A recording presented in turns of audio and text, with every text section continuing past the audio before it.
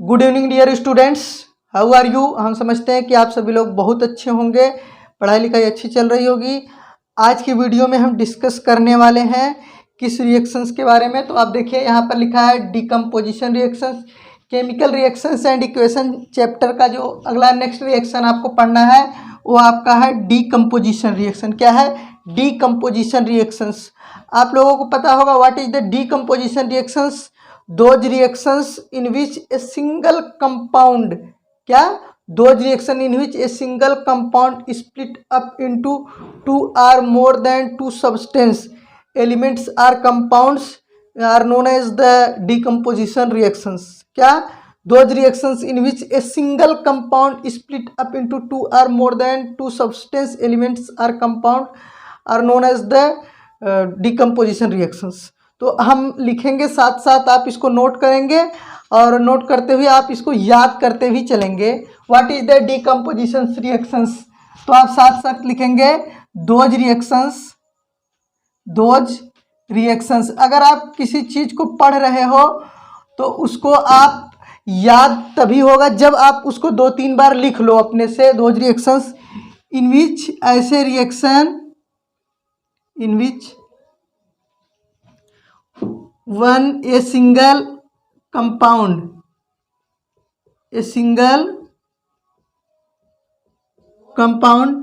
split up, a single compound split up, यानी कि एक सिंगल कंपाउंड क्या करेगा? टूटेगा। किसमें किसमें टूटेगा? Split up more than two or more than two or more than two substance, two or more than two substance। ये जो आपका कंपाउंड है वह एलिमेंट में भी ब्रेक हो सकता है और कंपाउंड में भी ब्रेक हो सकता है, इसलिए यहाँ पर हम सब्सटेंस लगा दिए। इसका मतलब होता है ये जो हमने जो कंपाउंड लिया वो एलिमेंट में भी ब्रेक होता है और कंपाउंड में भी ब्रेक होता है। Those reactions in which a single compound split up two or more than two substance element or compound are known as decomposition reactions. Are known as decomposition reactions. Known as decomposition reaction. Decomposition reaction. Those reaction in which a single compound, देखिए ऐसे reaction जिसमें एक single compound क्या होते हैं, दो या दो से अधिक एलिमेंट में ब्रेक हो जाए या दो या दो से अधिक कंपाउंड में ब्रेक हो जाए, ऐसे रिएक्शन को हम क्या कहते हैं? डीकम्पोजिशन रिएक्शन कहते हैं। क्या कहते हैं? डीकम्पोजिशन रिएक्शन कहते हैं। एक डीकम्पोजिशन रिएक्शन में जो भी कंपाउंड होगा वो क्या होगा? ब्रेक होगा, टूटेगा। क्या होगा? टूटेगा। अभी हम एग्जांपल दे रहे हैं। सबसे पहले आप लिख लो there are two type of, क्या? There are two type of decomposition reaction.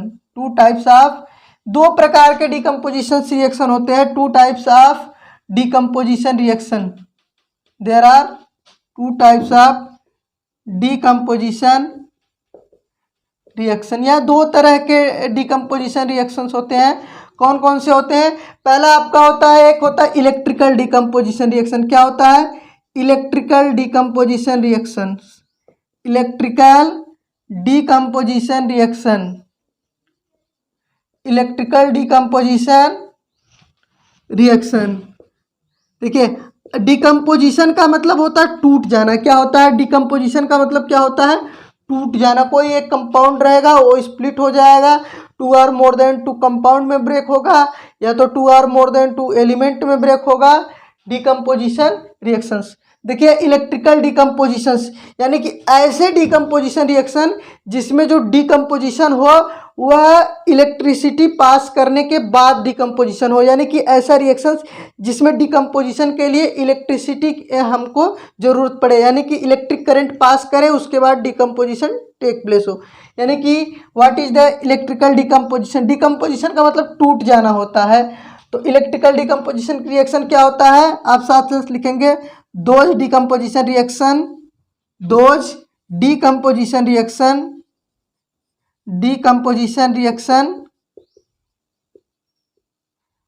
those decomposition reaction which occur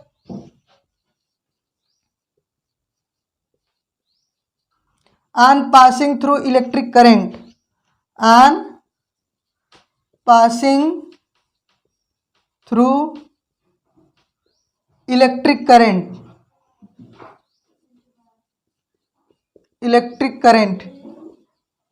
यानी कि ऐसे डिकम्पोजिशन रिएक्शन जो इलेक्ट्रिक करंट पास करने के बाद होते हैं उन्हें हम कहते हैं इलेक्ट्रिकल डिकम्पोजिशन। क्या कहते हैं? इलेक्ट्रिकल डिकम्पोजिशन कहते हैं ऐसे रिएक्शन जिसमें जो भी डिकम्पोजिशन हो वह इलेक्ट्रिक करंट पास करने के बाद हो, उसको हम कहते हैं इलेक्ट्रिकल डिकम्पोजिशन। कोई भी हमारे पास साल्ट है, क्या है? कोई भी हमारे पास साल्ट है, वो साल्ट या तो हमारा मोल्टेन स्टेज में है, ध्यान से समझिएगा, मोल्टेन स्टेज में है। मोल्टेन स्टेज का मतलब होता है उसको हमने क्या किया? हीट किया है, हीट करके हम उसको पिघला दिए हैं। क्या किया? हम उसको पिघला दिए हैं, वो मोल्टेन स्टेज में है। या तो फिर जो हमारे पास कोई साल्ट है उसको हम वाटर के अंदर डिज़ोल्व कर दिए। क्या कर दिए? वाटर के अंदर डिज़ोल्व करके उस साल्ट का हम एक्वस सॉल्यूशन बना दिए हैं। यानी कि कोई भी हमारे पास साल्ट है, उस साल्ट को हमने या तो हीट करके उसको लिक्विड की तरह बना लिया है या तो हमने उसको क्या किया? वाटर में डिज़ोल्व किया है। तो जो साल्ट है अब इसके अंदर हम इलेक्ट्रिक करंट पास करेंगे। क्या करेंगे? इलेक्ट्रिक करंट पास करेंगे और उसके बाद इनका क्या होगा? डीकम्पोजिशन होगा। क्या होगा? इनका डीकम्पोजिशन। जैसे हमारे पास सोडियम क्लोराइड एक साल्ट है, ध्यान दीजिएगा, NaCl। क्या है? NaCl एक साल्ट है। ये किस स्टेज में है? मोल्टेन स्टेज में है। क्या है? मोल्टेन, यानी कि हमने इसको गला दिया है। आप इसको एक्वस सॉल्यूशन भी ले सकते हैं, दोनों में कोई दिक्कत नहीं है। NaCl को जो हम क्या करेंगे? इलेक्ट्रिक करंट पास करेंगे। देखिए अगर ये सॉलिड स्टेट में है, अगर ये सॉलिड स्टेट में है तो आपको इसके अंदर इलेक्ट्रिक करंट पास करने के बाद ये जो है ब्रेक नहीं होगा। अगर या तो मोल्टेन स्टेज में है या तो इसका एक्वस सॉल्यूशन है, तब इसके अंदर हम जब इलेक्ट्रिक करंट पास करेंगे, क्या करेंगे? इलेक्ट्रिक करंट पास करेंगे। इलेक्ट्रिक करंट कैसे पास करेंगे? एक बीकर लेंगे, उसमें मोल्टेन स्टेज में सोडियम क्लोराइड लेंगे या तो इसका एक्वस सॉल्यूशन लेंगे, उसी के अंदर इलेक्ट्रिक करंट पास करेंगे, डीसी इलेक्ट्रिक करंट पास करेंगे। तो ये ब्रेक होता है Na+ आयन में। किसमें? Na+ आयन में प्लस Cl2 गैस निकलती है। क्या है? Cl2 गैस निकलती है। आप ध्यान दीजिए, जो सोडियम क्लोराइड है किस में ब्रेक हुआ? अगर ये पानी में नहीं है, क्या है? ये पानी में नहीं है, अगर ये जो है मोल्टेन स्टेज में है और इसके अंदर हमने इलेक्ट्रिक करंट पास किया तो Na+ और Cl2 में ब्रेक हुआ। रिएक्शन बैलेंस नहीं है, बैलेंस करने के लिए यहाँ पर आप 2 कर दोगे, यहाँ पर आप 2 कर दोगे तो ये रिएक्शन क्या हो गया? बैलेंस हो गया। नेक्स्ट एक रिएक्शन देखिए, इसको आप नोट कर लीजिए, कुछ बचा हो तो हम मिटाएंगे।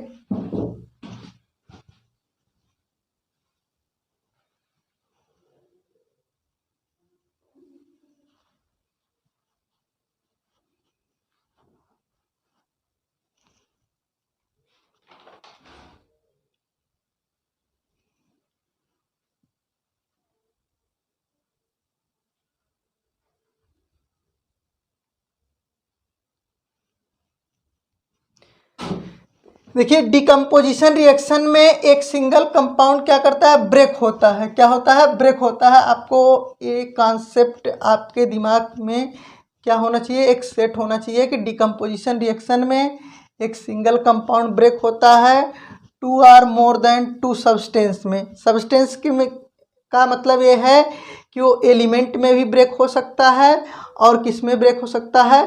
कंपाउंड में भी ब्रेक हो सकता है। तो देखिए जैसे अगर Cl2 है वो गैस है और Na+ है आयन है। देखिए आयन में ब्रेक हुआ और गैस में ब्रेक हुआ तो गैसियस। और इसके बाद नेक्स्ट आपको हम एक एग्जांपल दे रहे हैं, थोड़ा ध्यान दीजिए। एल्युमिनियम ऑक्साइड Al2O3, क्या? Al2O3 एल्युमिनियम ऑक्साइड को जो हम क्या करते हैं? इसके मोल्टेन स्टेज, क्या? मोल्टेन स्टेज में हम क्या करते हैं? इसके अंदर इलेक्ट्रिक करंट पास करते हैं। इलेक्ट्रिक करंट पास करते हैं। तो जब हम इसके अंदर इलेक्ट्रिक करंट पास करते हैं तो एक किसमें Al3+ में ब्रेक होता है और प्लस O2 ऑक्सीजन गैस में ब्रेक होता है। तो ये एल्युमिनियम जो ऑक्साइड है वो Al3+ में ब्रेक होता है और O2 ऑक्सीजन गैस में ब्रेक होता है। इसको हम क्या कहते हैं? Electrical decomposition. क्या कहते हैं? Electrical decomposition reactions. उसके बाद आपका आता है सिंपल डिस्प्लेसमेंट रिएक्शन। क्या आता है? Simple displacement reactions. आप इसको हेडिंग डालिए next, simple displacement reaction. Simple displacement reaction से पहले आपका थर्मल डिकम्पोजिशन है। क्या है? Thermal decomposition. हाँ सॉरी, आप हेडिंग डालिए thermal decomposition.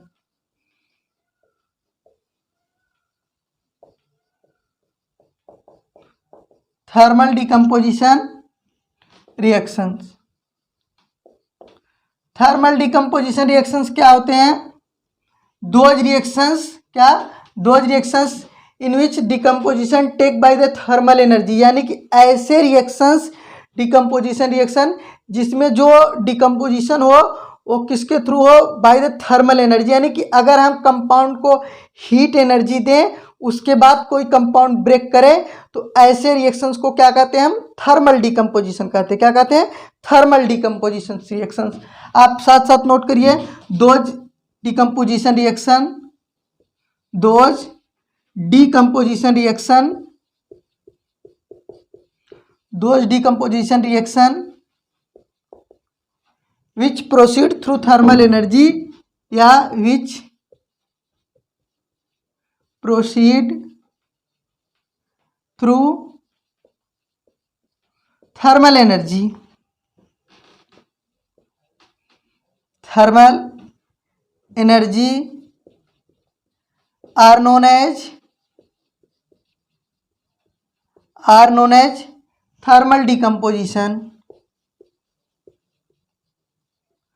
Thermal decomposition reaction.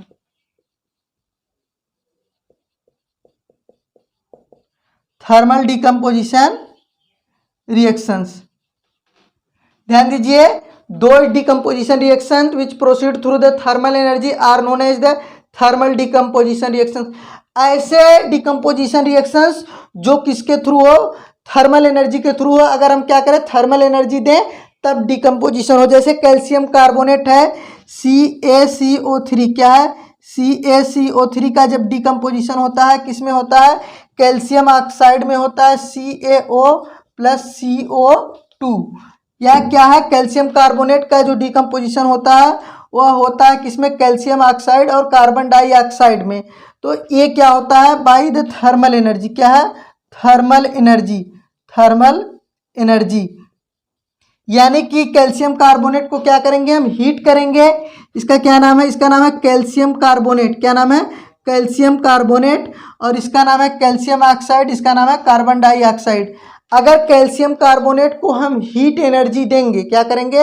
Heat energy देंगे तो एक कैल्शियम ऑक्साइड और कार्बन डाइऑक्साइड में ब्रेक हो जाएगा। This is the known as thermal decomposition because in this reaction thermal energy required for proceed the reactions.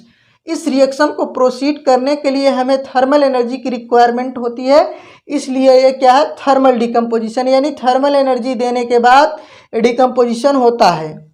बात समझ में आई? नेक्स्ट एक एग्जांपल लिखिए, जैसे पोटेशियम क्लोरेट KClO3। क्या है? KClO3। पोटेशियम क्लोरेट को क्या करेंगे? हम हीट करेंगे। क्या करेंगे? हीट करेंगे और थर्मल एनर्जी देंगे। क्या करेंगे? हीट करेंगे, थर्मल एनर्जी देंगे। उसके बाद हमारा जो पोटेशियम क्लोरेट है वो क्या हो जाएगा? ब्रेक हो जाएगा। किस में ब्रेक हो जाएगा? पोटेशियम क्लोराइड और पोटेशियम क्लोराइड KCl और ऑक्सीजन में ब्रेक हो जाएगा। पोटेशियम क्लोराइड प्लस ऑक्सीजन में ब्रेक हो जाएगा। This is known as also, इस रिएक्शन को भी हम क्या कहते हैं? थर्मल डिकम्पोजिशन रिएक्शन कहते हैं। क्या कहते हैं? थर्मल डिकम्पोजिशन रिएक्शन कहते हैं। तो नेक्स्ट हेडिंग डालिए आप लोग, सिंपल डिस्प्लेसमेंट रिएक्शंस। क्या डालिए? Simple displacement reaction.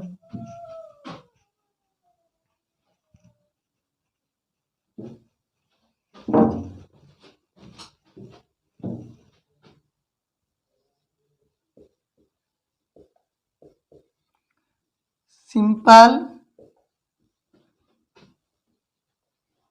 Displacement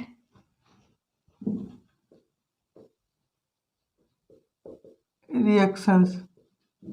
simple displacement reactions, देखिए अगर जो है कोई एक ही मेटल या एक ही नॉन मेटल किसी कंपाउंड से डिस्प्लेस होता है तो उसे हम सिंपल डिस्प्लेसमेंट रिएक्शन कहते हैं। इसको हम धीरे धीरे इरेज कर रहे हैं। What is the displacement reactions? अच्छा, डिस्प्लेसमेंट रिएक्शंस को हिंदी में हम बोलते हैं प्रतिस्थापन अभिक्रिया। क्या बोलते हैं?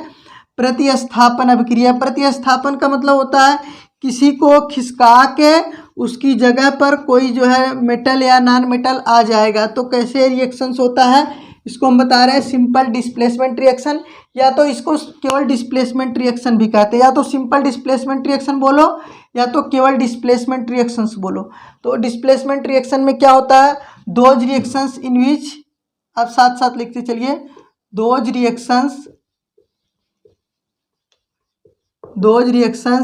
इन विच,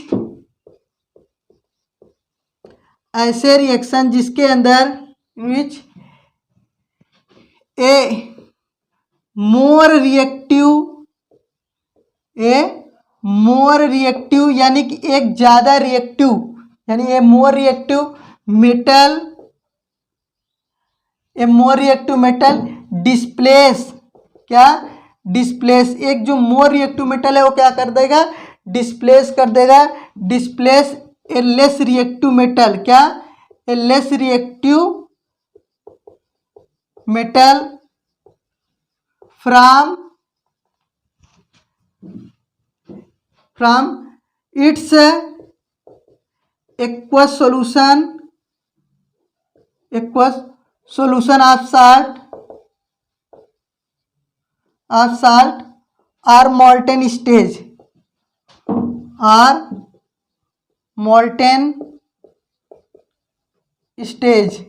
those reactions in which a more reactive metal displace a less reactive metal from its aqueous solution of salt or molten stage, यानी कि दो रिएक्शन, ऐसे रिएक्शन इन जिसके अंदर ए मोर रिएक्टिव मेटल, जिसमें एक ज़्यादा रिएक्टिव मेटल डिस्प्लेस करता है एक लेस रिएक्टिव मेटल का फ्रॉम इट्स एक्वस सॉल्यूशन, यानी कि किसी ऐसे साल्ट का जो एक्वस सॉल्यूशन है उसमें से डिस्प्लेस करेगा या फिर मोल्टेन स्टेज रहेगा उसमें से डिस्प्लेस करेगा। इसको हम क्या कहते हैं? Simple displacement reaction. मेटल क्या करता है? मेटल को डिस्प्लेस करता है, यानी कि more reactive metal less reactive metal को उसी के लेस रिएक्टिव जो मेटल है उसके साल्ट के एक्वस सॉल्यूशन से डिस्प्लेस करेगा या साल्ट के मोल्टेन स्टेज से क्या करेगा? उसको डिस्प्लेस करेगा। समझ में आया? तो ये होता है आपका सिंपल डिस्प्लेसमेंट। अगर मेटल है तो मेटल को डिस्प्लेस करेगा, नॉन मेटल है तो नॉन मेटल को डिस्प्लेस करेगा। अब देखिए इतनी डिफिनीशन आधी थी, आधी क्या है? इसी के साथ साथ दोज रिएक्शंस, यानी कि ऐसे रिएक्शंस, क्या? दोज रिएक्शंस इन विच ए, क्या? जिसमें ए मोर रिएक्टिव नॉन मेटल, क्या?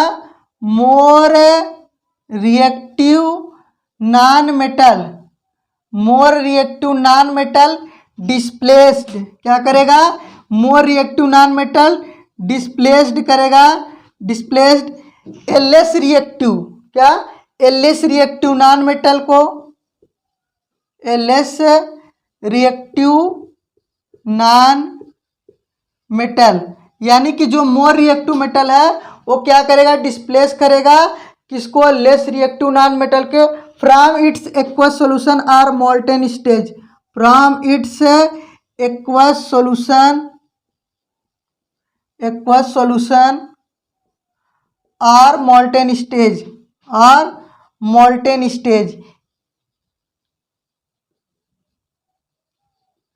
क्या है? दो reactions in which a non reactive, मतलब एक मोर रिएक्टिव नॉन मेटल, ऐसा रिएक्शन जिसमें मोर रिएक्टिव नॉन मेटल है वो डिस्प्लेस करेगा एक लेस रिएक्टिव नॉन मेटल को from its aqueous solution or molten stage, उसके एक्वस सॉल्यूशन से या मोल्टेन स्टेज से उसको क्या करेगा?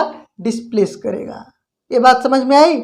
इसको हम क्या कहते हैं? Simple displacement reaction. अब इसका एग्जांपल है, जैसे आयरन है, क्या है? आयरन किसके साथ रिएक्शन करेगा? अगर कॉपर सल्फेट के साथ रिएक्शन करेगा आयरन, देखिए हम नाम नहीं लिख रहे हैं, देखिए हम बोल रहे हैं ये आयरन है, कॉपर सल्फेट के साथ रिएक्शन करेगा। Iron is more reactive than copper metal, लेकिन यहाँ पर जो कॉपर है वह एक्वस सॉल्यूशन होगा। इसका क्या होगा? एक्वस सॉल्यूशन होगा, यानी कि कॉपर सल्फेट साल्ट को हम क्या करेंगे? वाटर में डिसॉल्व कर देंगे। उसके अंदर आयरन को हम क्या करेंगे? आयरन नेल से या फिर आयरन के साथ हम उसका क्या करेंगे? रिएक्शन कराएंगे। तो बनेगा आयरन सल्फेट, क्या बनेगा? FeSO4 आयरन सल्फेट बनेगा, प्लस हमारा कॉपर यहाँ से डिस्प्लेस हो जाएगा। कॉपर ये एक्वस सॉल्यूशन में रहेगा और ये क्या होगा? सॉलिड होगा। और इसके साथ साथ जैसे कॉपर सल्फेट का रिएक्शन अगर हम किसके साथ करा दें? जिंक के साथ करा दें। क्या करा दें? जिंक मेटल के साथ हम कॉपर सल्फेट का रिएक्शन करा दें, CuSO4 का, और यहाँ पर ये एक्वस रहेगा और ये सॉलिड रहते हैं, ये क्या रहेंगे? सॉलिड रहेंगे। और क्या होगा? फिर यहाँ पर जिंक सल्फेट मिलेगा। क्या मिलेगा? जिंक सल्फेट मिलेगा, ZnSO4 प्लस आपका कॉपर यहाँ से डिस्प्लेस हो जाएगा। ये क्या है? आपके सिंपल डिस्प्लेसमेंट रिएक्शन है। क्या है? सिंपल डिस्प्लेसमेंट रिएक्शन है। ऊपर नोट किए हो तो हम क्या करें? इसको मिटा दें। नोट नहीं किए हो तो आप इसको एक बार नोट कर लीजिए, वीडियो पॉज करके नोट कर लीजिए। हम थोड़ा सा हट जा रहे हैं, उसके बाद हम इसको मिटाएंगे।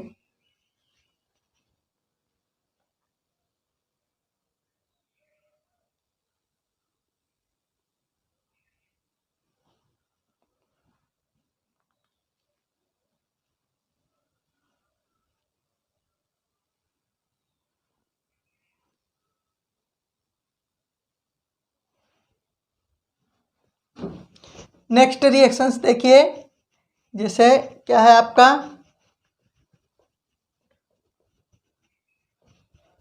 CuCl2, क्या है? CuCl2।